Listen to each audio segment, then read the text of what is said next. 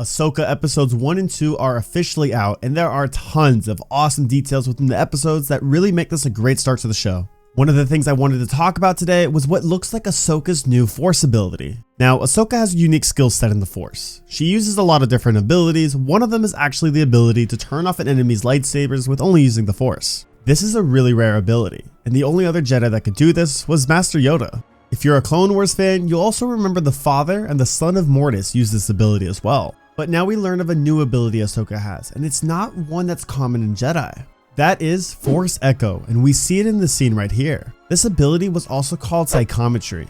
Now, while we don't know much about this ability, we know Cal Kestis uses this in Jedi Fallen Order and in Jedi Survivor, which I highly recommend playing if you haven't already.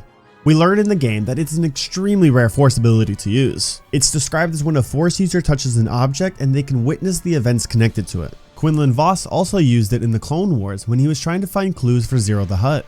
Another Jedi that did have psychometry was a Jedi named Karnak Sin. We learned that he started experiencing these visions at the age of 13, and he had to have a lot of practice to learn it. In the beginning, he used to get headaches, seizures, and it almost became more of an illness than a Force ability. Kar even wore gloves so he could prevent the ability from happening when he really didn't want it to.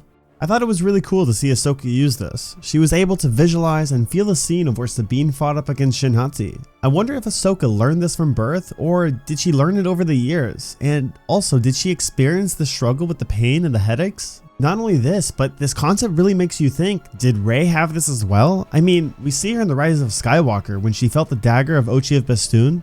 When she felt the dagger, it was like she was able to feel all the horrible things that have been done with it. She also has another experience in The Force Awakens when she touches Anakin's lightsaber for the first time. Regardless, it's definitely a plot hole in Star Wars we'll just have to learn more about.